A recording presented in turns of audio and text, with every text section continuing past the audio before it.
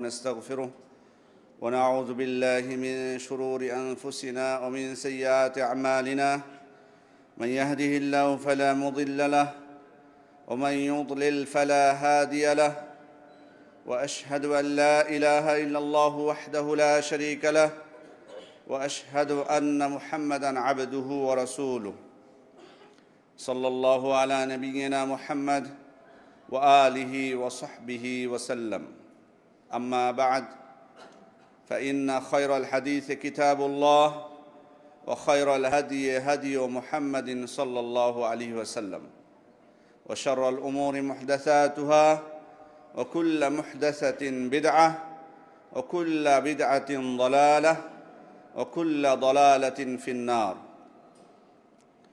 يا أيها الذين آمنوا اتقوا الله حق تقاته ولا تموتن إلا وأنتم مسلمون يا أيها الناس اتقوا ربكم الذي خلقكم من نفس واحدة وخلق منها زوجها وبث منهما رجالا كثيرا ونساء واتقوا الله الذي تساءلون به والأرحام إن الله كان عليكم رقيبا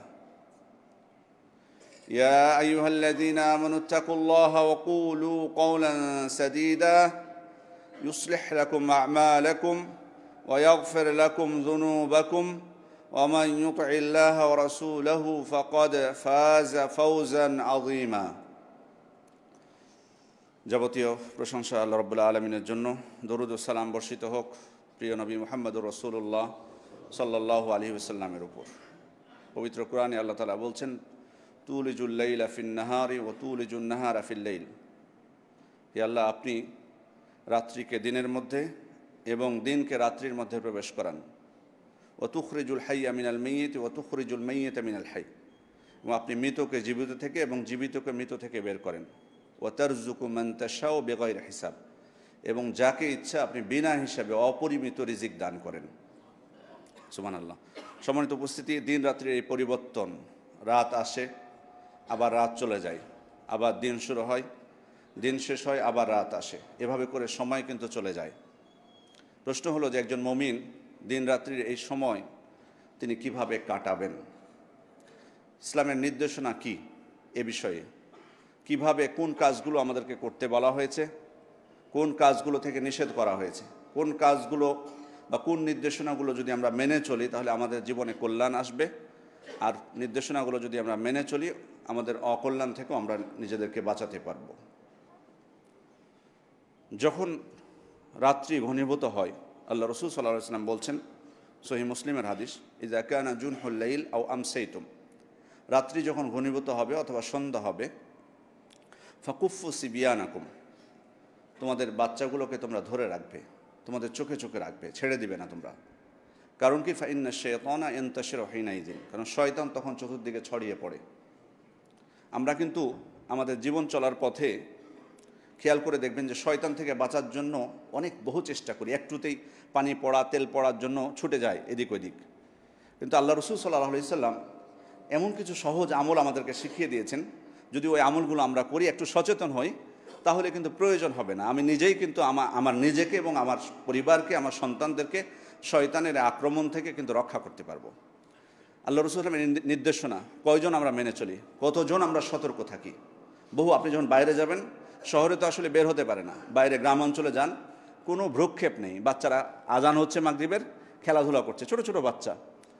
এই বিষয়টা যদি আমরা খেয়াল করতাম, আল্লাহ রাসূল সাল্লাল্লাহু আলাইহি ওয়াসাল্লাম বলছেন যে সন্ধ্যা যখন হবে তোমরা তোমাদের বাচ্চাগুলোকে আটকে দাও, বের হতে দিও না, তোমাদের চোখে চোখে রাখো, দেখে রাখো। কারণ বলছেন যে শয়তান তখন ছড়িয়ে পড়ে, যাতে শয়তানের আক্রমণ থেকে আমার বাচ্চাকে আমি রক্ষা করতে পারি। এরপর বলছেন দ্বিতীয় নির্দেশনা, আগলিকুল আবওয়াব ওয়াজকুরু ইসমাল্লাহি, তোমরা তোমাদের দরজাগুলো বন্ধ করে দাও, আল্লাহর নাম নিয়ে তোমাদের দরজাগুলো বন্ধ করে দাও। এখানে দরজা বলতে প্রথমত বাড়ির মূল দরজায় বোঝাবে। এরপরে অনেকেই আমাদের মুসলিম ভাইরা অনেকে জিজ্ঞেস করেন যে এখন তো অনেক সময় আগে তো একটাই দরজা ছিল বাড়ির, এখন তো আমাদের দেখা যাচ্ছে যে একটা ঘরে কিন্তু অনেক সময় দুইটা দরজা থাকে, বেলকনির দিকে দরজা থাকে, যে দরজা দিয়ে অন্য বাইরের কেউ প্রবেশ করতে পারে না। কিন্তু প্রশ্ন হলো, যে আল্লাহ রসুল সাল্লাল্লাহু আলাইহি ওয়াসাল্লাম যে দরজা বন্ধ করতে বললেন, এটা কি শুধু বাড়ির মূল দরজা নাকি সমস্ত দরজা এর অন্তর্ভুক্ত হবে? ওলামা ইকরাম বলতে সমস্ত দরজা অন্তর্ভুক্ত হবে। আপনি সমস্ত, কারণ এখান থেকে মূল বিষয় হচ্ছে শয়তান থেকে হেফাজত করা। এই জন্য রাত্রিবেলায় যথাসম্ভব চেষ্টা করতে হবে দরজা এবং জানালা বন্ধ রাখা, চেষ্টা করতে হবে। যদি গরমের সমস্যা হয়, কারণ আমাদের সবার তো আর এসি নাই ঘরে যে দরজা বন্ধ করে দিয়ে বসে থাকবে, বিশেষ করে গরমের সময় এটা আমাদের জন্য কষ্টকর, শীতের সময় অসুবিধা নেই। সেক্ষেত্রে ওলামা ইকরাম বলছেন যে যতটুকু না খুললে আমার সমস্যা হবে ততটুকু খোলা যাবে, অসুবিধা নেই। তবে চেষ্টা করতে হবে যথাসম্ভব যে কোনো দরজা হোক জানালা হোক বন্ধ রাখার। তারপরে আল্লাহ রাসূল সাল্লাল্লাহু আলাইহি ওয়াসাল্লাম বলছেন, ওয়াউকু কিরাবাকুম ওয়াজকুরু ইসমাল্লাহি আলাইহি ওয়া খাম্মিরু আনিয়াতাকুম ওয়াজকুরু ইসমাল্লাহি আলাইহি। তোমরা তোমাদের পানির যে পাত্রগুলো আছে সেগুলোকে তোমরা আল্লাহর নাম নিয়ে ঢেকে রাখো, এবং তোমাদের যে খাবারের বাসনগুলো আছে সেগুলো আল্লাহর নাম নিয়ে ঢেকে রেখে দাও। কেন? অন্য বর্ণনা এসেছে সহিহ মুসলিমের, এর কারণ আল্লাহ রাসূল সাল্লাল্লাহু আলাইহি ওয়াসাল্লাম বলছেন, ফাইন্না ফিস সানাতি লাইলা ইয়ানজিলু ফিহা ওয়াবা। বছরের একটা রাত্রি আছে, সেটা কেউ জানে না, একটা রাত্রি, ওই রাত্রে মহামারী নাজিল হয়। লা ইয়ামুরু বিইনাইন লাইসা আলাইহি গিতাউন আও সিকাইন লাইসা আলাইহি বিকাউন ইল্লা নাযালা ফিহা মিন যালিকাল ওয়াবা। যদি কোনো পানির পাত্র ঢাকা না থাকে বা খাবারের বাসন যদি ঢাকা না থাকে, তাহলে ওই পাত্রে ওই মহামারী নেমে আসে। এই জন্য সবাইকে সতর্ক, কারণ আমরা তো আর জানি না যে কোন রাত্রে নাজিল হবে। এই জন্য সতর্কতা স্বরূপ প্রত্যেক রাত্রে, বিশেষ করে রাত্রি হলে যে কোনো খাবারের পাত্র হোক বা পানির পাত্র হোক ভালোভাবে আমরা ঢেকে রাখার চেষ্টা করব। এরপরে আল্লাহ রাসূল সাল্লাল্লাহু আলাইহি ওয়াসাল্লাম বলছেন, ওয়া আতফিউ মাসাবিহাকুম, তোমরা তোমাদের বাতিগুলোকে নিভিয়ে দাও।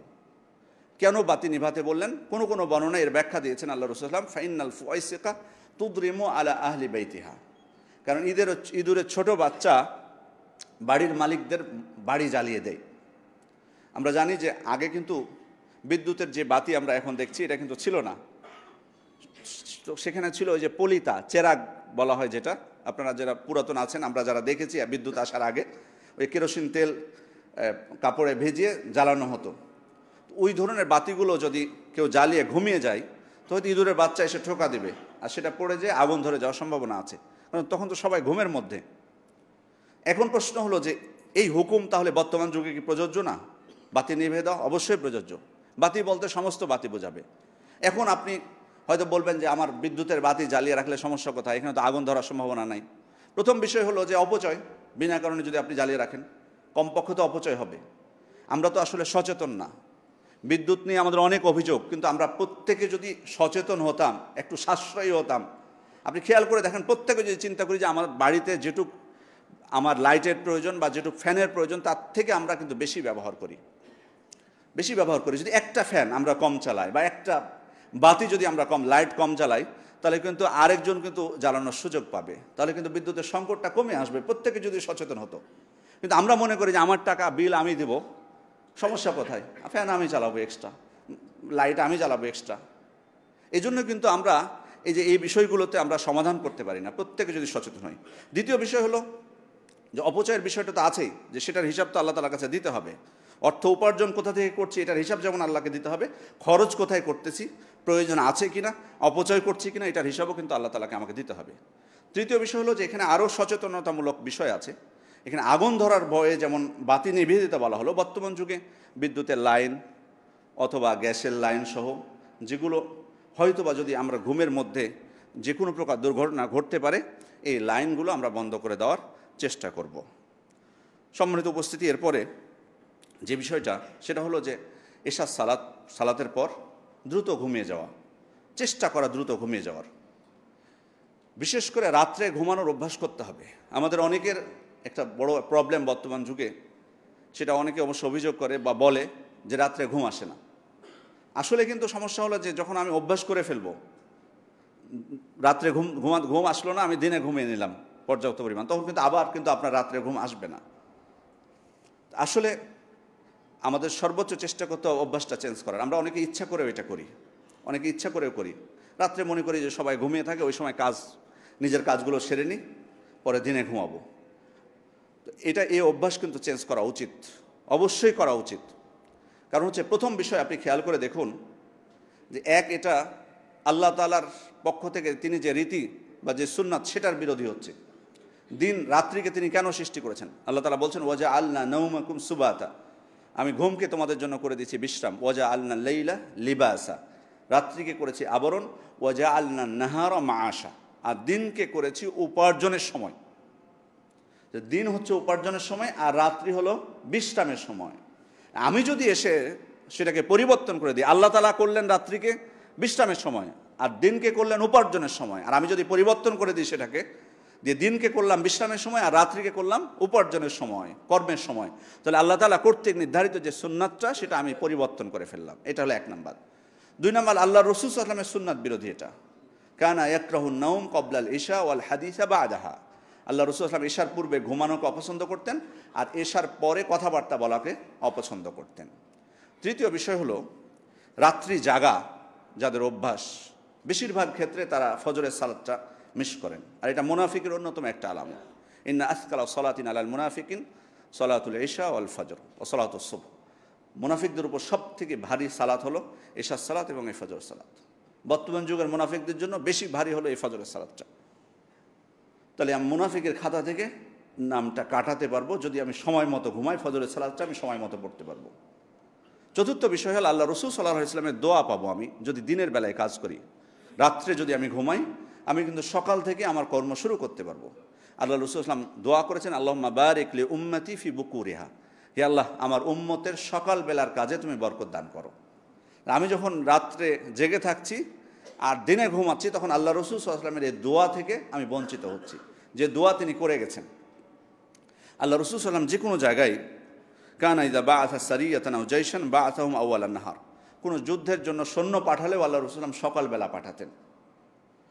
ওয়াকানা সখরুন রাজুলান তাজিরান, সখর নামে একজন ছিলেন, উনি ব্যবসায়ী ছিলেন। ওয়াকানা ইযা বাআসা তিজারাতান বাআসাহুম আউয়ালান নাহার, তো উনি যখন কোনো ব্যবসায়িক কাফেলা পাঠাতেন তখন তিনি সকালবেলায় পাঠাতেন। ফা আসরা ওয়া কাসুরা মালু, এর ফলে তার সম্পদ আল্লাহর রহমতে বেড়ে গেল, মানে আল্লাহ তাআলা তার সম্পদে বরকত দান করলেন।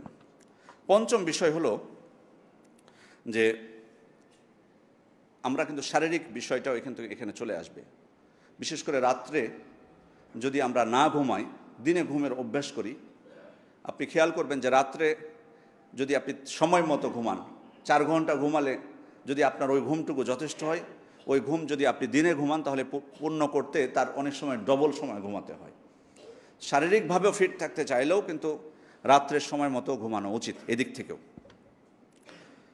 এরপরে যে বিষয়টি সেটি হলো যে আসলে এশার পর তাহলে কি একদম কথাবার্তা বলা যাবে না? যদি কোনো প্রয়োজন থাকে, বিশেষ আপনার প্রয়োজন, কোনো অসুবিধা নেই, কিন্তু অপ্রয়োজনীয় কথাবার্তা বলা থেকে বিরত থাকতে হবে। ওমর ইবনে খাত্তাব রাদিয়াল্লাহু আনহু বলছেন কানা রাসূলুল্লাহ সাল্লাল্লাহু আলাইহি ওয়াসাল্লাম ইসমুরু মা আবি বকর ফি আমরিন মিন উমুরিল মুসলিমিন, আল্লাহ রাসূল সাল্লাল্লাহু আলাইহি ওয়াসাল্লাম আবু বকর রাদিয়াল্লাহু আনহুর সাথে তিনি মুসলিমদের স্বার্থ সংশ্লিষ্ট বিষয়ে আলাপ করতেন, সেটা এশার পর রাত্রে। ওয়া কুনতু আনা মাআহুমা, আমি তাদের সাথে থাকতাম। তার প্রয়োজনে যদি কোনো আলাপ থাকে, কথা থাকে যেটা সার্বিক, বিশেষ করে জাতির সার্বিক কল্যাণের সাথে যুক্ত, কথাবার্তা বলা যাবে, অসুবিধা নেই। আল্লাহ রাসূল সাল্লাল্লাহু আলাইহি ওয়াসাল্লাম তার স্ত্রী ইবনে কাসির রাহিমাহুল্লাহ বলছেন যে কানা ইয়াসমুরু মা আজওয়াজিহি, তার স্ত্রীদের সাথেও তিনি কথাবার্তা বলতেন এশার পর, তাদের সাথে খুনসুটি করতেন। তাহলে বোঝা যাচ্ছে যদি প্রয়োজনীয় হয়, বিশেষ করে দিনের সাথে স্বার্থ সংশ্লিষ্ট হয়, আশা করা যায় যে অসুবিধা নেই। তবে এটাকে বাড়তি বেশি করা যাবে না, যেমনটা হয় এখন আমাদের দেশে দেখবেন ওয়াজ মাহফিলের নামে। এখন যদি আপনি বলেন যে ভালো কথাই বলতেছে, ওই প্রসঙ্গ নিয়ে আসলে এটা ঠিক হবে না। ওই সময় কিন্তু আসলে জ্ঞান অর্জনের সময় না, রাত 12টা 1টা, বক্তা যেটা বলবে শ্রোতারা কিন্তু আসলে ক্যাচ করতে পারবে না ওই সময়টা, ওটা জ্ঞান বিতরণের সময় নয়। দ্বিতীয়ত এখানে আবার অনেক সাধারণ মানুষের অনেক কষ্ট হয়, এতটা দীর্ঘ করা ঠিক না। আপনার যদি কিছুটা প্রয়োজন হয়, কিছুটা আপনি দীর্ঘ করলেন, এসার পর কিছুটা সময় নিলেন, কিন্তু একবারে চালাবেন ওই যে রাত 1টা 2টা পর্যন্ত মাইক বাজাবেন এলাকা জুড়ে, না, এটা কখনোই শরীয়ত এটাকে সমর্থন করে না। এরপরে আমরা যখন ঘুমাতে যাব তখন আল্লাহ রাসূল সাল্লাল্লাহু আলাইহি ওয়াসাল্লাম বলছেন, সহিহ মুসলিমের হাদিস, ইযা আওয়া আহাদুকুম ইলা ফিরাশিহি ফালিয়াখুয দাখিলাতা ইজারিহি ফালয়ানফুদ বিহা ফিরাশাহু ওয়াযকুর ইসমাল্লাহ ওয়া লিসামিল্লাহ, তখন যেন তার কাপড়ের একটা সাইড দিয়ে তার বিছানাটা ঝেড়ে দেয়। ফাইন্নাহু লা ইয়ালামু মা খালাফাহু বাদাহু, কারণ সে জানে না যে সে বিছানা ছাড়ার পরে সেখানে কি ঘটেছে। কারণ আমরা সকালে ঘুম থেকে যখন উঠি বিছানায়, তারপর তা সারাদিন বিছানায় যাচ্ছি না, সেক্ষেত্রে যখন ঘুমাতে যাব বিছানাটা একটু ঝেড়ে ফেলে দেব। সেটা আপনি কাপড় দিয়ে হোক বা ঝাড়ু দিয়ে হোক, যেটা দিয়ে হোক না কেন, আপনি বিছানাটা ঝাড়ু দিয়ে দেবেন, যাতে কোনো বিষাক্ত কোনো কিছু থাকতে পারে। অথবা হয়তো আপনার বাচ্চা এমন কিছু রেখেছে যেটা ওর উপরে যে শুয়ে গেলে আপনি হয়তো ব্যথা পেতে পারেন, জখম হতে পারে আপনার। যেটাই হোক না কেন, মোদ্দা কথা হচ্ছে যে বিছানাটা ঝেড়ে দেওয়া। এরপরে আল্লাহ রসুল সাল্লাল্লাহু আলাইহি ওয়াসাল্লাম ঘুমানোর আগে অজু করার প্রতি উৎসাহ দিয়েছেন। এই যে আখালতা মাজ্জা আকা ফাতাওয়াদ্দা উদুআকা লিস-সালাহ, তুমি যখন ঘুমাতে যাবে, বিছানায় যাবে, সালাতের মতো করে তুমি অজু করে নাও। ওয়াত্তাজি আলা শিক্কিকাল আইমান, এরপরে আল্লাহ রসুল বলছেন যে ডান কাত হয়ে শুবে। ডান কাত হয়ে যেন শোয়াটা উত্তম। আপনি যদি অন্য কাত হয়ে শোন অসুবিধা নেই, জায়েজ, তবে উপর হয়ে পেটের উপর ভর করে শোয়া যাবে না। অন্য হাদিসে আল্লাহ রাসূল স্পষ্ট নিষেধ করেছেন, ইন্না হাযিহি দাজআতুন লা ইউহিব্বুহাল্লাহ, এই প্রকার শোয়াকে আল্লাহ তাআলা পছন্দ করেন না, স্পষ্ট বলেছেন। মানে উপর হওয়া ছাড়া যে কোনোভাবে আপনি শুয়ে থাকতে পারেন, তবে ডান কাত হয়ে শোয়াটা সর্বোত্তম।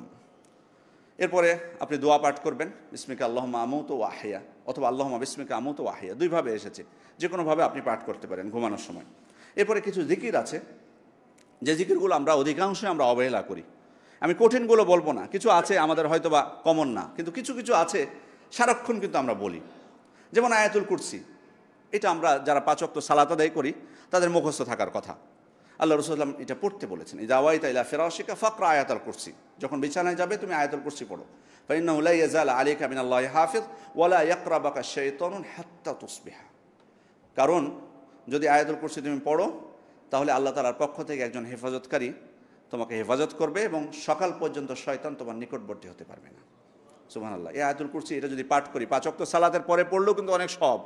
মানে 5 ওয়াক্ত সালাতের পরে পড়লে মানে জান্নাত এবং আমার মাঝে মৃত্যু ছাড়া অন্য কোনো বাধা থাকবে না, এই আয়াতুল কুরসি যদি পাঠ করা হয়। তাহলে এটা আমি 5 ওয়াক্ত সালাতের পরেতে পড়ছি, তাহলে এটা আমি ঘুমানোর সময় পড়ার চেষ্টা করব। এরপরে 3 কুল, সূরা ইখলাস, ফালাক, নাস, এটা কার নাম মুখস্থ আছে? এই 3 কুল আল্লাহ রাসূল সাল্লাল্লাহু আলাইহি ওয়াসাল্লাম পড়তেন। আয়েশা রাদিয়াল্লাহু আনহা বলছেন, কানা ইয়াজমাউ কাফাইহি সুম্মা নাফাসা ফীহিমা ওয়া ক্বারাআ ফীহিমা কুল হুয়াল্লাহু আহাদ, কুল আউযু বিরাব্বিল ফালাক ওয়া কুল আউযু বিরাব্বিন নাস, সুম্মা ইয়ামসাহু বিহিমা মাসতাতা'a মিন জাসাদিহি, ইয়াবদাউ বিহিমা আলা রাসিহি ওয়া ওয়াজহিহি ওয়া মা আকবালা মিন জাসাদিহি ইয়াফআলু যালিকা 3 মাররাত। আল্লাহ রাসূল সাল্লাল্লাহু আলাইহি ওয়াসাল্লাম 3 বার করে পাঠ করতেন এই সূরাগুলো, সূরা ইখলাস, সূরা ফালাক, সূরা নাস, এবং তিনি 2 হাত একত্রিত করে সেটা ফু দিতেন এবং সাধ্য অনুযায়ী তিনি তার শরীরে হাত বোলাতেন। এই আমলটা আমরা করতে পারি, এটা তো আমাদের সবার মুখস্থ আছে, আশা করা যায় ইনশাআল্লাহ। এরপরে আপনি আরও অন্য জিকির আছে, যেমন আল্লাহ রাসূল সাল্লাল্লাহু আলাইহি ওয়াসাল্লাম শিখিয়েছেন, আলহামদুলিল্লাহিল্লাযী আত'আমানা ওয়া সাকানা ওয়া কাফানা ওয়া আওয়ানা ফাকাম মিম্মান লা কাফিয়া লাহু ওয়া লা মু'বি। ছোট্ট এই জিকিরটি খেয়াল করে দেখুন, আল্লাহ রাসূল সাল্লাল্লাহু আলাইহি ওয়াসাল্লাম বলছেন, আলহামদুলিল্লাহিল্লাযী আত'আমানা, আমি সেই আল্লাহর প্রশংসা, সমস্ত প্রশংসা সেই আল্লাহর যিনি আমাদেরকে খাওয়ান, ওয়া সাকানা, তিনি আমাদেরকে পান করান, ওয়া কাফানা, তিনি আমাদের প্রয়োজন পূরণ করেন, ওয়া আওয়ানা, তিনি আমাদেরকে আশ্রয় দিয়েছেন। তারপর এই জিকিরের মধ্যে বা এই দোয়ার মধ্যে বলছি যে কত লোক আছে যার প্রয়োজন পূরণ করার কেউ নেই, আবার তাকে আশ্রয় দেওয়ার কেউ নেই, তার কোনো আশ্রয় নাই। আজকে দেখুন আমাদের ফিলিস্তিনি ভাইদের অবস্থা দেখুন। আমরা তো আলহামদুলিল্লাহ আল্লাহর রহমতে অধিকাংশ মানুষ সুস্থ থেকে রমাদানের সিয়াম পালন করলাম, ঈদ করলাম আনন্দের সাথে। ওই সমস্ত ভাইদের কি অবস্থা? আশ্রয় আছে? ঘুমানোর জায়গা আছে? আমরা তো এখানে এমন খুব কম মানুষ হতে থাকতে পারে যার বাড়ি ঘর নেই, আরামে আমরা ঘুমাতে পারি না, উপরে আমাদের টিন থাকে না, বৃষ্টি হলে আমরা নিজেদেরকে রক্ষা করতে পারি না, খুব কম মানুষ আছে।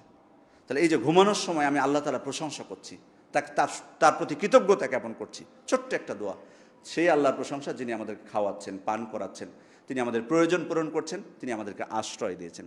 কত মানুষ আছে তাদের প্রয়োজন পূরণ করার কেউ নেই, তাদের আশ্রয় দাতা কেউ নেই।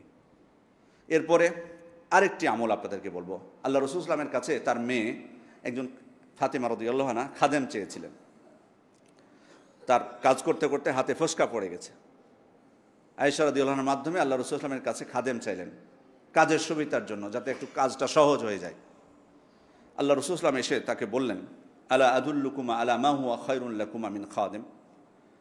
আলী রাদিয়াল্লাহু আনহু এবং ফাতেমা রাদিয়াল্লাহু আনহাকে আল্লাহ রাসূল সাল্লাল্লাহু আলাইহি ওয়াসাল্লাম বলছেন যে আমি কি তোমাদেরকে এমন আমলের কথা বলে দিব না যেটা খাদেমের থেকে তোমাদের জন্য উত্তম হবে? বলেন, জি আল্লাহ রাসূল বলুন। বলেন, ফাকাব্বিরা আরবাউ ওয়া সালাসিন, তোমরা 34 বার আল্লাহু আকবার বলবে। ওয়াসাব্বিহা সালাসা ওয়া সালাসিন, 33 বার সুবহানাল্লাহ বলবে, ওয়াহমাদা সালাসা ওয়া সালাসিন 33 বার আলহামদুলিল্লাহ বলবে। এই জিকিরটা কিন্তু এটাও আমাদের, এটা খুব সহজ বিষয়, এটা কঠিন কিছুই না। বিশেষ করে সালাতের পরে কিন্তু এই তাসবিহগুলো আমরা পাঠ করি। 33 বার সুবহানাল্লাহ বলা, 33 বার আলহামদুলিল্লাহ বলা, 34 বার আল্লাহু আকবার বলা। ফাহুয়া খায়রুল লাকুমা মিন খাদেম, এটা তোমাদের জন্য খাদেমের থেকে উত্তম হবে। এটার অর্থটা কি আসলে? খাদেমের থেকে উত্তম হবে কেন? তার মানে আমি খাদেম কেন চাচ্ছি? কাজের লোক আমার কেন প্রয়োজন? আমার কাজ যাতে সহজ হয়ে যায়, আমার সুবিধা হয়, আমার কষ্ট যাতে কমে যায়। আল্লাহ রাসূল সাল্লাল্লাহু আলাইহি ওয়াসাল্লাম কি বোঝাতে চাইলেন? যে তুমি যদি এই আমলগুলো করো তোমার কষ্ট এমনিতেই কমে যাবে। আল্লাহ আমাদেরকে সেই শক্তি দান করবেন, সুবহানাল্লাহ। তাহলে এই বিষয়গুলো কিন্তু অনুধাবন করার চেষ্টা করতে হবে। শারীরিক শক্তি, আপনি কাজ করতে পারছেন না, এই আমলটুকু করুন। আসলে আমাদের সমাজে দেখবেন যে অনেকগুলো বই পাওয়া যায়, সে বইগুলোতে বিভিন্ন প্রকার দোয়া থাকে। এই আয়াত পড়লে শরীরের শক্তি বৃদ্ধি পায়, এই আয়াত পড়লে চোখের পাওয়ার বাড়ে, এই আয়াত পাঠ করলে শ্রবণ শক্তি বৃদ্ধি পায়, আছে না? বিভিন্ন বই আছে, বিভিন্ন আয়াত। ওগুলো কিন্তু আল্লাহ রাসূল সাল্লাল্লাহু আলাইহি ওয়াসাল্লাম কিছুই বলেননি, ওই বানিয়ে বানিয়ে কিন্তু লিখেছে। ওই যে আয়াতে কানের কথা আছে ওখানে ওই আয়াত নিয়ে এসেছে, যে আয়াতে চোখের কথা আছে ওখানে চোখের আয়াত নিয়ে এসছে। দেখুন, একটা ছোট্ট আমল, ওই সব মুখস্থ না করে আজে বাজে কথা, আপনি ছোট্ট আমলটুকু করুন, আপনার শারীরিক যাবতীয় শরীরের যে শক্তি ইনশাআল্লাহ আল্লাহ তাআলা বৃদ্ধি করে দিবেন। প্রয়োজন হবে না, সব কিছু আল্লাহ তাআলা আমাদের জন্য সহজ করে দিবেন। তাহলে এই সহজ জিকিরগুলো আমরা করার চেষ্টা করব ঘুমানোর সময়। সম্মানিত উপস্থিতি, এর পরের যে বিষয়টি সেটি হচ্ছে, আমরা যখন ঘুমিয়ে গেলাম আল্লাহ তাআলার নামে, এরপরে হঠাৎ করে যদি ঘুম ভেঙে যায় কোনো কারণবশত, রাত্রে এটা হতে পারে স্বাভাবিক। আল্লাহ রাসূল সাল্লাল্লাহু আলাইহি ওয়াসাল্লাম বলেন, মান তাআরা মিনাল লাইল ফাকালা লা ইলাহা ইল্লাল্লাহু ওয়াহদাহু লা শারীকা লাহু লাহুল মুলকু ওয়া লাহুল হামদু ওয়া হুয়া আলা কুল্লি শাইইন কাদির, আলহামদুলিল্লাহি ওয়া সুবহানাল্লাহি ওয়া লা ইলাহা ইল্লাল্লাহু আল্লাহু আকবার ওয়া লা হাওলা ওয়া লা কুওয়াতা ইল্লা বিল্লাহ। এই জিকিরটা, এটাও কিন্তু আমাদের সবার আশা করা যায় যে মুখস্থ আছে সব, এটাও কিন্তু সহজ। কোনো কারণে রাত্রে আপনার ঘুম ভেঙে গেছে, আপনি তখন এইটা পাঠ করবেন, শুয়ে শুয়ে পাঠ করবেন।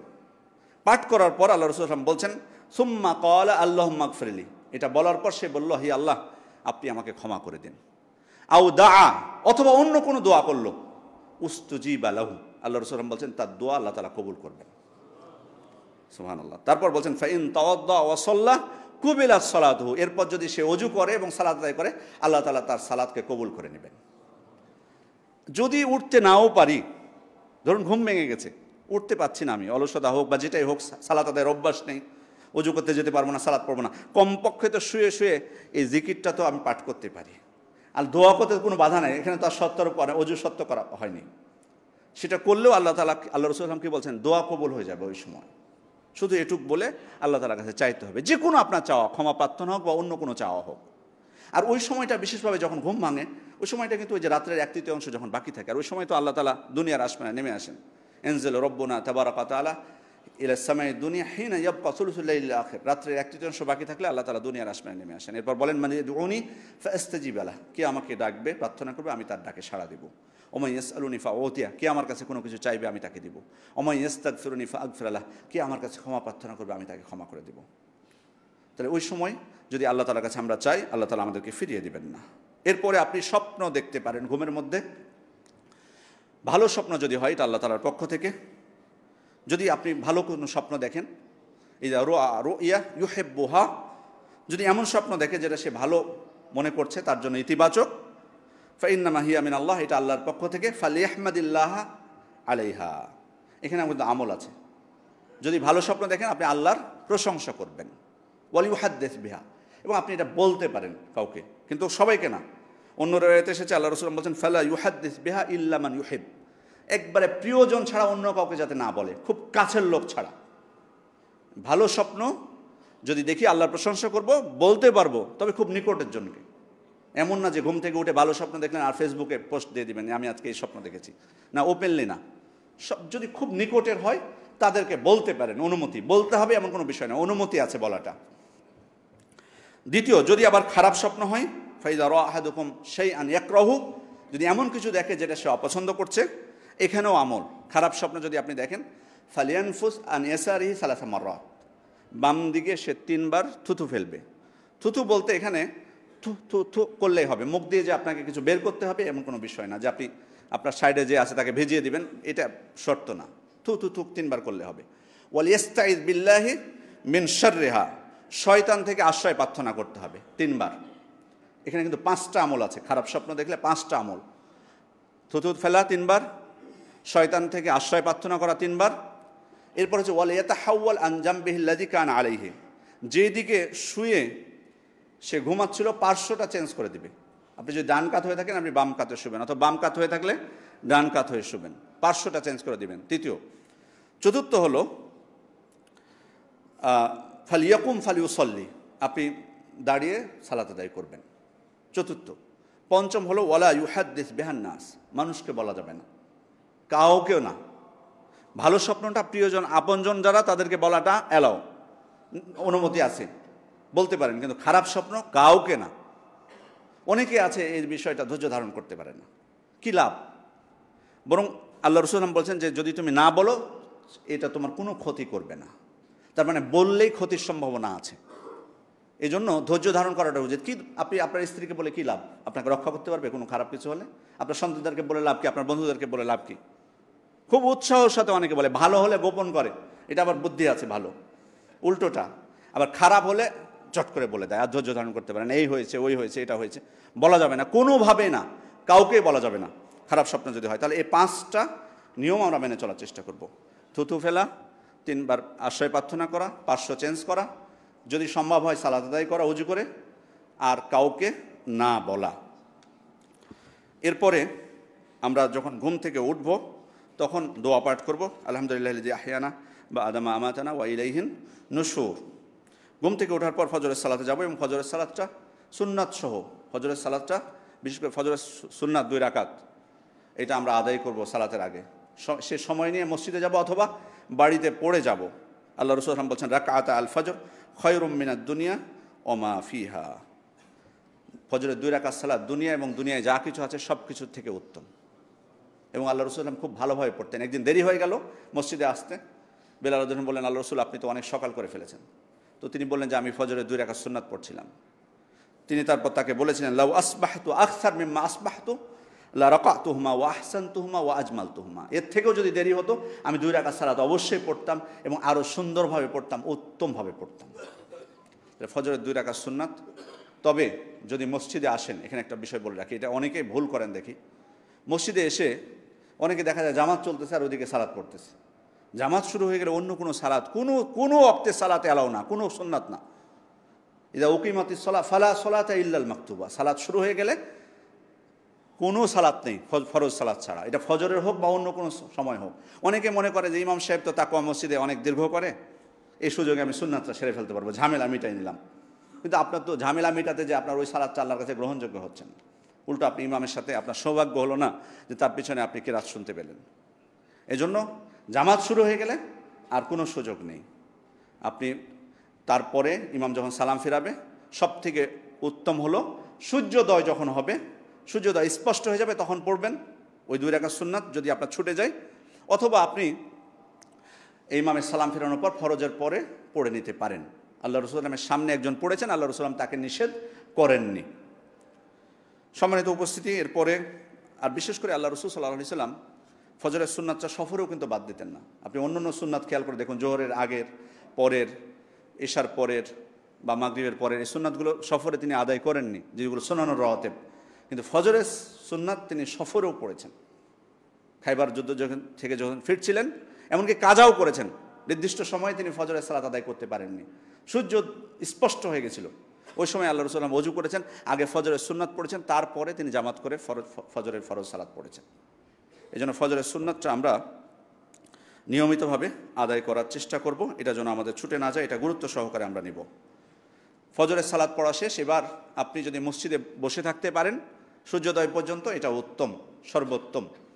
আল্লাহ রাসূল বলছেন মান সাল্লাল গাদা ফি জামাআতিন সুম্মা ক্বাদা ইয়াযকুরুল্লাহ হাত্তা তাতলু আশ-শামস সুম্মা সাল্লা রাকাতাইন, যে ব্যক্তি ফজরের সালাত জামাতের সাথে পড়ল, এরপর আল্লাহ তাআলা জিকিরে মনোনিবেশ করলো সূর্যোদয় হওয়া পর্যন্ত, তারপর যখন সূর্যোদয় স্পষ্ট হলো সাল্লা রাকাতাইন, 2 রাকাত সালাত পড়লো, কানাত লাহু কাআজরি হাজ্জাতিন ওয়া উমরাতিন তাম্মাতিন তাম্মাতিন তাম্মা, তার জন্য পূর্ণ পূর্ণ পূর্ণ হজ এবং উমরা সব রয়েছে।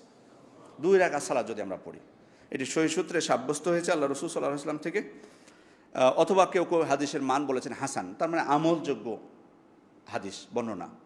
সম্মানিত উপস্থিতি, এটা আমরা চেষ্টা করব করার জন্য, তাহলে হজ, পূর্ণ হজ এবং উমরা সব পাচ্ছি।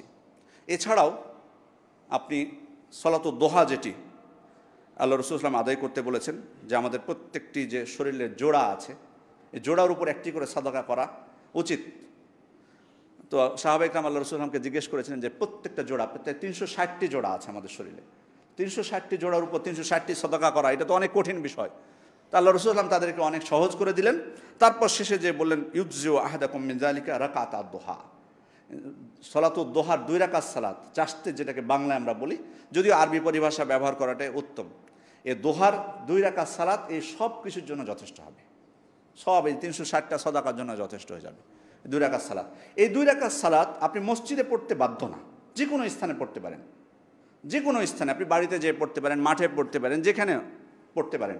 কিন্তু যদি ওই 2 রাকাত আপনি মসজিদে ধৈর্য ধরে ফজরের সালাতের পর বসে পড়েন, তাহলে ওই 360টা সাদাকা যেমন হবে, সাথে সাথে এই যে পূর্ণ হজ এবং উমরা সব হয়ে যাবে, দুটোই হয়ে যাবে ইনশাআল্লাহ একসাথে। সলাতুদ দোহার রাকাত সংখ্যা আল্লাহ রাসূল সাল্লাল্লাহু আলাইহি ওয়াসাল্লাম থেকে 2 রাকাতও সাব্যস্ত হয়েছে, যেমনটা দেখলাম। আবার আয়েশা রাদিয়াল্লাহু আনহা বলছেন যে তিনি 4 রাকাতও পড়েছেন, আর মক্কা বিজয়ের দিন আল্লাহ রাসূল সাল্লাল্লাহু আলাইহি ওয়াসাল্লাম উম্মে হানির ঘরে 8 রাকাতও পড়েছিলেন। তার মানে 2 রাকাত করে আপনি ইচ্ছা মতো পড়তে পারেন, অসুবিধা নেই, এলাও আছে।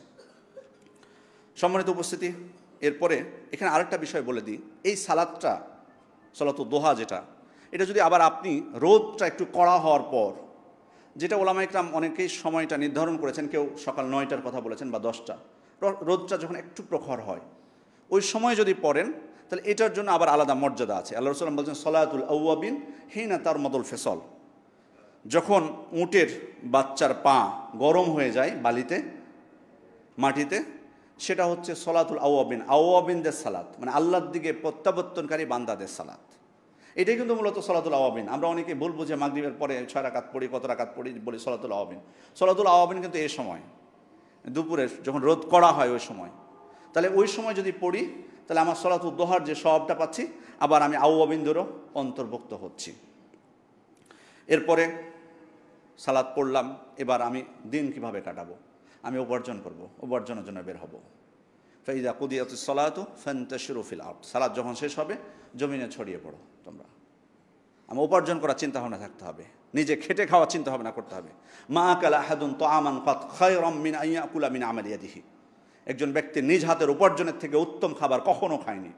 ওয়াইন্না নাবিয়াল্লাহি দাউদ কানা ইয়াকুলু মিন আমালি ইয়াদিহি, দাউদ আলাইহিস সালাম নিজ হাতে উপার্জন করে খেতেন, প্রত্যেক নবী নিজ হাতে উপার্জন করে খেয়েছেন। সুতরাং মানুষের কাছ থেকে কীভাবে ঠগিয়ে সহজ উপায় উপার্জন করা যায়, এই চিন্তা বাদ দিতে হবে একজন মুসলিম হিসেবে। নিজ হাতে যতটুকু কষ্ট করে পারি করতে হবে, চাঁদাবাজি বন্ধ করতে হবে। লজ্জা হওয়া উচিত একজন মুসলিমের যে কীভাবে, মানে এটা তো এটা ক্রেডিটের কিছু নয়, অনেকে এটাকে ক্রেডিট মনে করে, যে মানুষকে ঠগানোটা, যে ঠগিয়ে পেয়ে গেছি আমি, যেভাবে হোক ঘুষ পেয়ে গেছি, মানুষের কাছে অন্যায়ভাবে ভক্ষণ করে। আর চাঁদাবাজ তো আছে প্রতিটা, এখন পদে পদে চাঁদাবাজি, এবং রাস্তাতে এখন মানে এতটাই চাঁদাবাজ বেড়েছে যে কোনো এলাকায় যদি একজন সবজি বিক্রি করতে যায়, ওকে ওই এলাকায় চাঁদা দেওয়া লাগে। কত নিকৃষ্ট মানুষ হয়েছে, কত খারাপ হয়েছে, চিন্তা করে দেখেছেন? সবজি, সামান্য সবজি, বাদাম বিক্রি করে, ওকেও নাকি চাঁদা দেওয়া লাগে, ওখানে দাঁড়িয়ে বিক্রি করবে, তা চাঁদা লাগবে সেখানে। আমি নিজে পরীক্ষিত, আমি চোখের সামনে নিতে দেখেছি, সবজি বিক্রেতা ভ্যানওয়ালা ওই এলাকায় বিক্রি করে, তাকে 200 টাকা চাঁদা দেওয়া লাগে। তার থাকে কি, ওর সারাদিন সবজি বিক্রি করে যদি 200 টাকা চাঁদা দেওয়া লাগে ওকে, ওর থাকে কি? হালাল উপার্জন করে, ও কষ্ট করছে, বৃদ্ধ মানুষ, বয়স্ক মানুষ, আর ওই ওই ওই যুবক নামের ওই বৃদ্ধগুলো, অলসগুলো, শয়তানগুলো, ওদের উপার্জন করার কোনো ক্ষমতা নেই।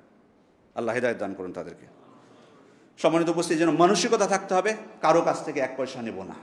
এটা ভিক্ষা যারা করে তাদের থেকে নিকৃষ্ট এরা, ওরা তো চেয়ে নেয়, অসহায়ত্ব প্রকাশ করে, আর এরা গর্ব করে। চাঁদাবাজগুলো দিতে হবে, তাদের অধিকার এটা। অমানুষ, পশুর থেকে নিকৃষ্ট এরা। সম্মানিত উপস্থিতি, এরপরে কাজ করে আসলেন, দুপুরের পরের ওই সময়টা, জোহরের পরে ওই সময়টা বিশ্রাম নেওয়াটা আল্লাহ রাসূল সাল্লাল্লাহু আলাইহি ওয়াসাল্লাম নির্দেশ দিয়েছেন। কিলু ফাইন্না শাইতানা লা ইয়াকিল, তোমরা বিশ্রাম নাও, কাইলুলা করো, কারণ শয়তান কাইলুলা করে না। ওমর ইবনুল খাত্তাব কাউকে যখন দেখতেন যে গল্পগুজব করতেছে, তাদেরকে নির্দেশ দিতেন বিশ্রাম নেওয়ার জন্য। তবে এই সময়টা হচ্ছে জোহরের পরে, সহিহ বুখারী এবং মুসলিমের হাদিস দ্বারা প্রমাণিত, মা কুন্না নাকিল ওয়ালা নাতাকাদ্দা ইল্লা বা'দাল জুমআহ ফি আহদি রাসূলিল্লাহি সাল্লাল্লাহু আলাইহি ওয়াসাল্লাম। আল্লাহ রাসূল সাল্লাল্লাহু আলাইহি ওয়াসাল্লামের যুগে আমরা জুমার পরে ছাড়া দুপুরের খাবার খেতাম না বা বিশ্রাম নিতাম না। তার মানে এটা জোহরের পরের সময়। এখানে কাইলুলা বলতে গভীর ঘুম আসলে বোঝানো হয়নি যে আপনি 2-3 ঘন্টার জন্য দিবেন ঘুম, আসরের সালাত মিস করবেন, এটা আসলে উদ্দেশ্য না। সামান্য সময় বিশ্রাম নাও, এটা উদ্দেশ্য। সেটা হয়তো হালকা ঘুম হতে পারে, কিন্তু গভীর ঘুম না। কারণ আসলে আপনি যদি এখন বিশেষ করে দিনের বেলা যদি কেউ গভীর ঘুমায় 2-3 ঘন্টা বেশি সময়, ওদেরই কিন্তু ওই যে রাত্রে ঘুম আসে না। এই জন্য অল্প সময় বিশ্রাম নাও। এরপরে বাড়ির কাজে যথাসম্ভব যতটুকু পারা যায় সহযোগিতা করার চেষ্টা করবেন। আল্লাহ রাসূল সাল্লাল্লাহু আলাইহি ওয়াসাল্লাম, আল্লাহ আয়েশা রাদিয়াল্লাহু আনহা থেকে সাব্যস্ত হয়েছে, কানা ইয়াকুনু ফি মিহনাতি আহলি, বাড়িতে থাকলে তিনি তার বাড়ির কাজে সহযোগিতা করতেন। ফাইদা হাদারাতিস সালাহ খারাজা ইলা সালাহ, সালাতের সময় হলে সালাতের জন্য তিনি বের হয়ে যেতেন। মানে বেশি উদারতা দেখাতে যে আবার সালাতের সময় সহযোগিতা করতে যাবেন না। সালাতের সময় হয়ে গেলে আর কোনো সুযোগ নেই, আপনার সালাতের জন্য বের হয়ে যেতে হবে। কমপক্ষে মানসিকতা যাতে আমাদের থাকে সহযোগিতা করার, এটুকু কমপক্ষে যাতে থাকে। শুকরিয়া আদায় করবেন, কখনো বলবেন না যে মূল কষ্টটা আপনিই করতেছেন, ওরা বাড়িতে বসে বসে খাচ্ছে, এটা যেন না হয়।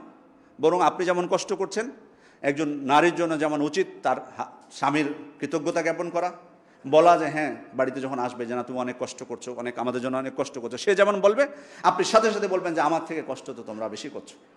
বলতে তো সমস্যা নাই, করে তো, বাস্তবে তো। আমাদের তো তা ছুটি থাকে, অনেক সময় গ্যাপ থাকে, তাদের তো থাকে না।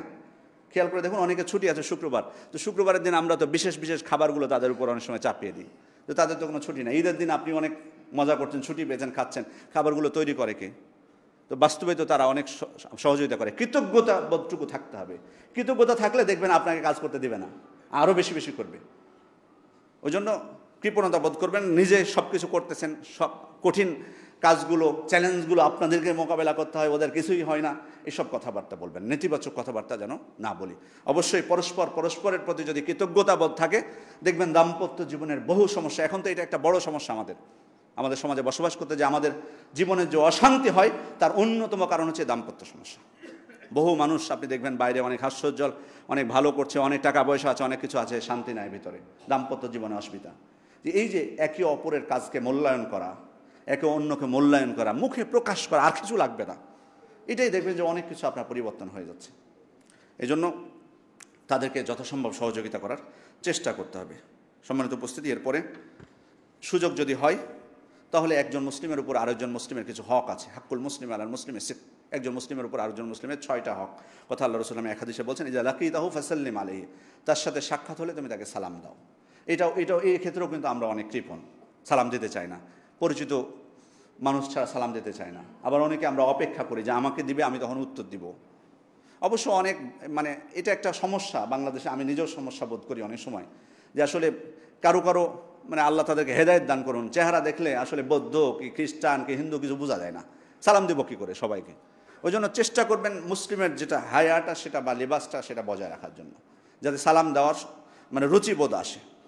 ওই দা আকা ফাজিব, তোমাকে যদি দাওয়াত দেয়, যে কোনো প্রকার দাওয়াত হোক, সেটা তুমি তাতে সাড়া দিবে। ওই জাস্তানসাহাকা ফানসালাহু, তোমার কাছে নসিহত চাইলে, উপদেশ চাইলে তাকে নসিহত করো। ওই দা আতাসা ফাহামিদুল্লাহ ফাশাম্মিতহু, যখন হাঁচি দেয় এবং আলহামদুলিল্লাহ বলে, তার হাঁচির জবাব দাও, ইয়ারহামুকাল্লাহ বলো। এটাও আমাদের মধ্যে খুব কম সমস্যা, বলতে চাই না আমরা। অবশ্য আলহামদুলিল্লাহ বলার অভ্যাসই কম আমাদের, হাঁচি দিতেই থাকে, কিন্তু একবার মুখ দিয়ে আলহামদুলিল্লাহ বের হয় না, তো উত্তর দিবে কী করে? অনেক সময় বলতে হয় হাঁচি দাদাকে যে আলহামদুলিল্লাহ বলো, তাহলে আমার সুযোগ হবে।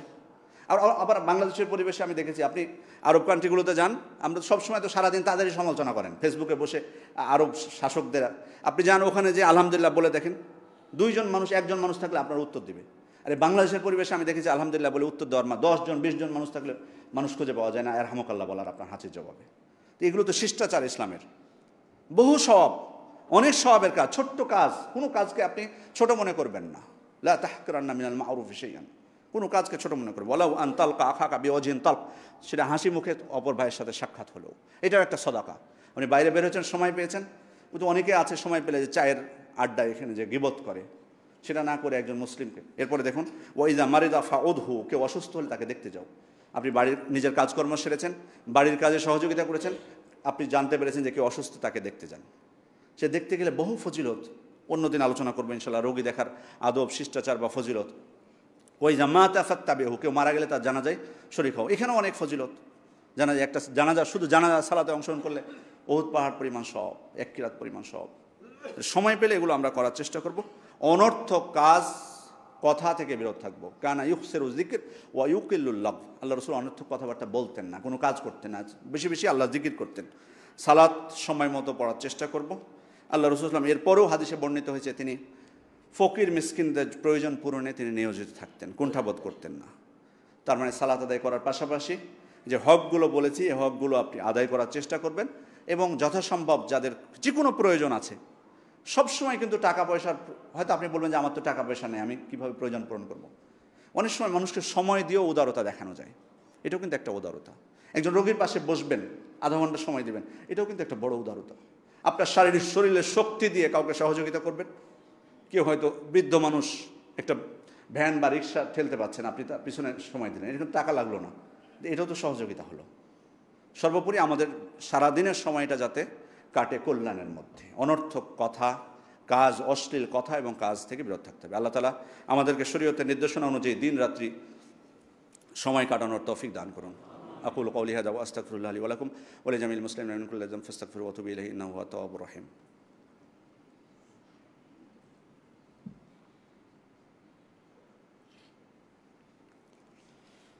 ইন্নাল হামদালিল্লাহ নাহমাদুহু ওয়া নাস্তাঈনুহু ওয়া নাস্তাগফিরুহু ওয়া নাউযু বিল্লাহি মিন শুরুরি আনফুসিনা ওয়া মিন সাইয়্যাতি আ'মালিনা মান ইয়াহদিহিল্লাহু ফালা মুদিল্লা লাহু ওয়া মান ইউদ্লিল ফালা হাদিয়া লাহু ওয়া আশহাদু আন লা ইলাহা ইল্লাল্লাহু ওয়াহদাহু লা শারীকা লাহু ওয়া আশহাদু আন্না মুহাম্মাদান আবদুহু ওয়া রাসূলুহু, আম্মা বা'দ।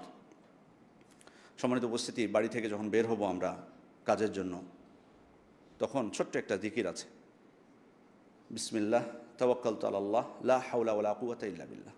এই জিকিরটাও আমার মনে হয় না যে খুব কঠিন বিষয় বা আমাদের জানা নাই, কিন্তু আমরা কয়জন বলি এই জিকিরটা? এটা যদি কেউ পাঠ করে বাড়ি থেকে বের হওয়ার সময়, বিসমিল্লাহ তাওয়াক্কালতু আলাল্লাহ লা হাওলা ওয়া লা কুওয়াতা ইল্লা বিল্লাহ, এটা যদি কেউ পাঠ করে, বলা হয় আল্লাহ তাআলার পক্ষ থেকে কদ হুদিতা ওয়া কুফিতা ওয়া উকিতা, তোমাকে হেদায়েত দান করা হলো, তোমার জন্য সব কিছু যথেষ্ট করে দেওয়া হলো, তোমাকে রক্ষা করা হলো। এবং একজন শয়তান আর একজন শয়তানকে তখন বলে, কাইফা লাকা বিরাজুলিন কদ হুদিয়া ওয়া কুফিয়া উকিয়া, তুমি ওই ব্যক্তির কি ক্ষতি করতে পারবে যাকে আল্লাহর পক্ষ থেকে হেদায়েত দেওয়া হয়েছে, তার জন্য সব কিছু যথেষ্ট করে দেওয়া হয়েছে, তাকে নিরাপত্তা দেওয়া হয়েছে, তার কি ক্ষতি করতে পারবে? শুধু এই ছোট্টটুকু বললে দেখবেন তাহলে শয়তান থেকে পুরো দিনের জন্য আমি নিরাপদ হয়ে যাচ্ছি।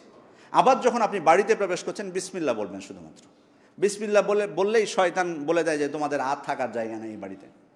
খুব কি কঠিন এই যেগুলো বলেছি? এছাড়া কিন্তু আরও জিকির আছে যেগুলো হয়তো আমাদের মুখস্থ নয় অনেকের, সেগুলো সকাল সন্ধ্যার যে জিকিরগুলো আছে, সকাল সন্ধ্যার জিকিরগুলো আপনি সকালে 3 কুল কার মুখস্থ নেই?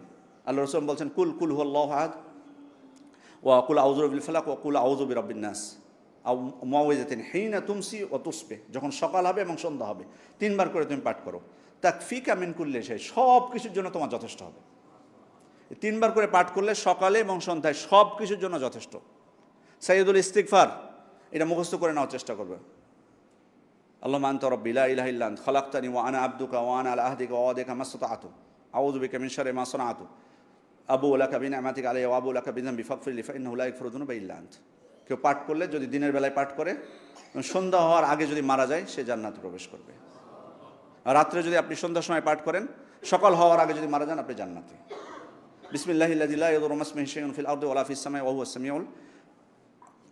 সামিউল আলিম, এটা 3 বার যদি পাঠ করা হয়, আল্লাহ রাসূল বলেন লা তাদুররুহু শাই, তার কেউ কোনো ক্ষতি করতে পারবে না।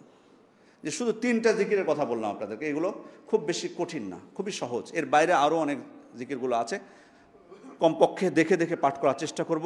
মনোযোগ দিয়ে যদি দেখে দেখে পাঠ করি সকালে সন্ধ্যায়, এক সময় দেখবেন আপনার এমনিতে মুখস্থ হয়ে গেছে। আস্তে আস্তে আমলগুলো করার চেষ্টা করি যথাসম্ভব। খুব বেশি যে সময়গুলো বলেছি, খুব বেশি সময় জিকির না, যেটুকু আমি বলেছি, এর বাইরেও আরও অনেক আমল আছে। আল্লাহ তাআলা আমাদেরকে পরিপূর্ণ আমল করার তৌফিক দান করুন। ইন্নাল্লাহা ওয়া মালাইকাতুহু ইউসাল্লুনা আলান নবী ইয়া আইয়ুহাল্লাযীনা আমানু সাল্লু আলাইহি ওয়া সাল্লিমু তাসলিমা ওয়া ক্বালা সাল্লাল্লাহু আলাইহি ওয়া সাল্লাম মান সাল্লা আলাইহি সালাতান সাল্লাল্লাহু আলাইহি আশরা। আল্লাহুম্মা সাল্লি আলা মুহাম্মাদ ওয়া আলা আলি মুহাম্মাদ কামা সাল্লাইতা আলা ইব্রাহিম ওয়া আলা আলি ইব্রাহিম ইন্নাকা হামিদুম মাজিদ। আল্লাহুম্মা বারিক আলা মুহাম্মাদ ওয়া আলা আলি মুহাম্মাদ কামা বারাকতা আলা ইব্রাহিম وعلى آل إبراهيم إنك حميد مجيد. وارض اللهم عن الخلفاء الراشدين والأئمة المهديين أبي بكر وعمر وعثمان وعلي وعن سائر الصحابة والتابعين ومن تبعهم بإحسان إلى يوم الدين. اللهم أعز الإسلام والمسلمين، اللهم أذل الشرك والمشركين، اللهم انصر المسلمين في كل مكان، اللهم احفظ المسلمين في كل مكان، اللهم احفظ إخواننا المسلمين في كل مكان، اللهم احفظ إخواننا المسلمين في فلسطين. اللهم عليك بأعدائك، اللهم عليك بأعدائك. اللهم اشف مرضانا وارحم موتانا واغفر لنا جميعا يا رب العالمين. ربنا آتنا في الدنيا حسنة وفي الآخرة حسنة وقنا عذاب النار. আমাদের মধ্যে যারা অসুস্থ আছে আমরা আন্তরিকভাবে দোয়া করব আল্লাহ যেন তাদেরকে সুস্থতা দান করেন। যারা মৃত্যুবরণ করেছেন আল্লাহ যেন তাদেরকে কবর আযাব থেকে রক্ষা করেন, জান্নাতুল ফিরদাউস দান করেন। ربنا تقبل منا إنك أنت السميع العليم وتب علينا إنك أنت التواب الرحيم. عباد الله يرحمكم الله، إن الله يأمر بالعدل والإحسان وإيتاء ذي القربى وينهى عن الفحشاء والمنكر والبغي يعظكم لعلكم تذكرون. فاذكروا الله يذكركم